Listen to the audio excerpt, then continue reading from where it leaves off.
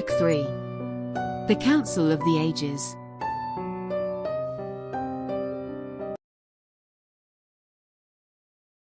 Chapter 10. Part 3. The next morning they resumed their journey and at last reached the Great Wall, the river rising at their feet, a lake created by a spring whose waters filtered from the base of the wall. From the lake flowed the river to the city of the damned. The wall was imposing, more than 100 meters high, designed to contain the damned and prevent them from extending southwards.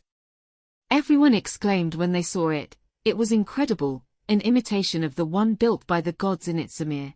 If this was impressive, what would the gods' build be like? They advanced to the area where the spring that formed the lake was born. At the foot of the spring they analyzed the wall. There were no cobblestones or masonry. The wall seemed to grow from the bowels of the earth. It was a whitish color in a great majority. Although there were gray and red veins, in the sun it shone much more than the descriptions or drawings in the books indicated.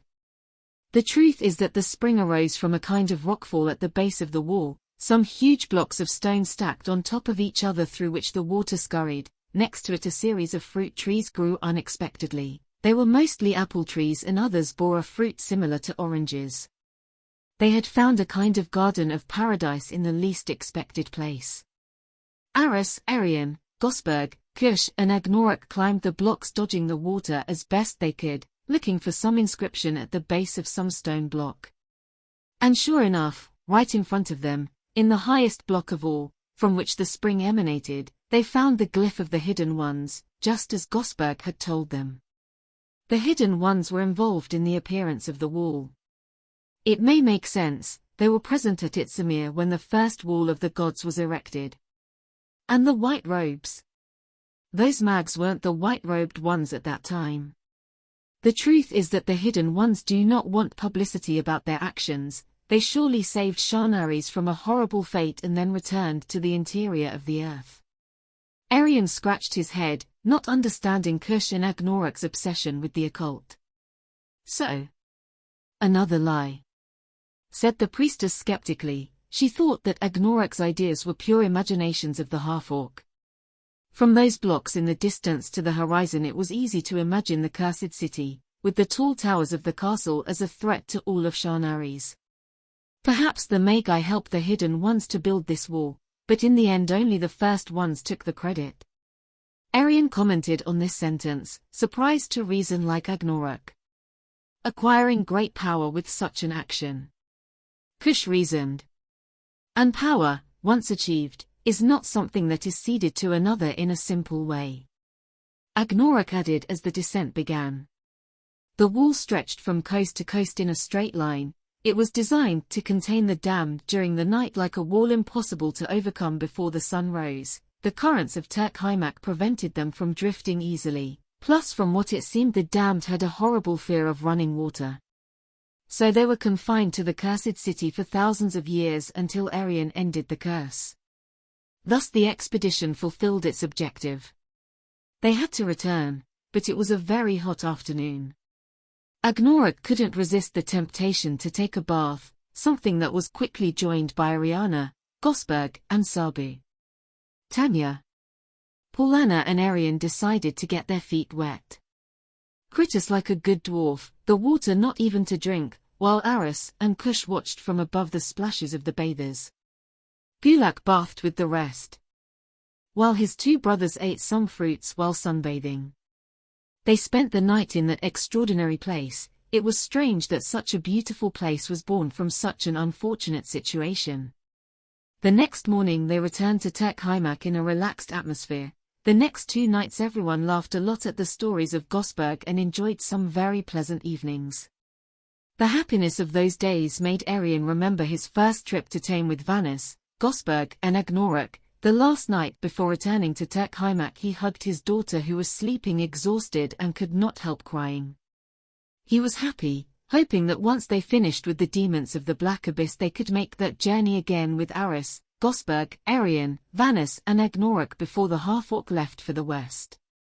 She would change being Shanari's savior without hesitation to relive that moment again, return to the waterfall of 1,000 colors with all of them again plus her daughter, but fate had been chosen. The next day they arrived in Turkheimak and spent a dozen more days organizing the new settlements in the south. Some settlers were enthusiastic about having land for cultivation. Arion also gave orders to buy cattle, since in the expedition they had discovered the existence of large pastures. Arion left everything in the hands of his two most precious collaborators, after his closest and first follower Anthera, who would be the one who would take care of Ariana with Vanus in Almera while her parents traveled to Itzamir.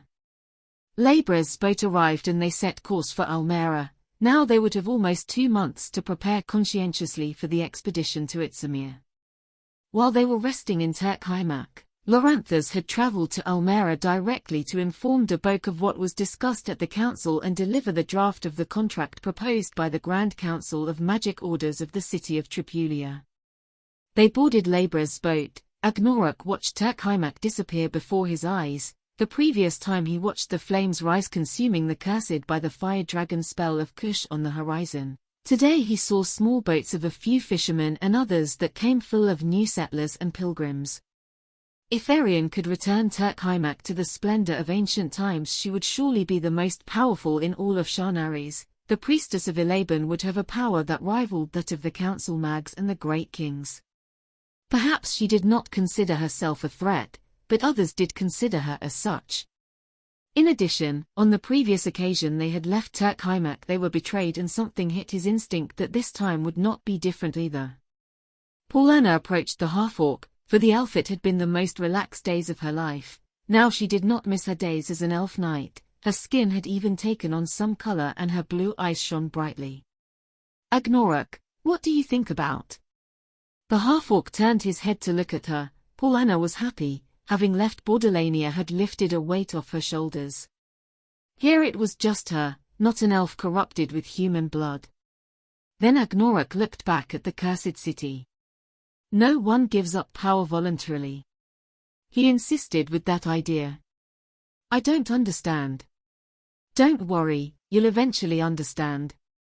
Agnorok left the deck with a heavy air, distrustful of the Council of Ages. They had deceived the rest, but not him. Surely they were plotting something against Arion. He had to protect her with his life if necessary. He could not afford to lose her. Shanaris's future depended on her, and most importantly, his own fate was in the hands of the priestess.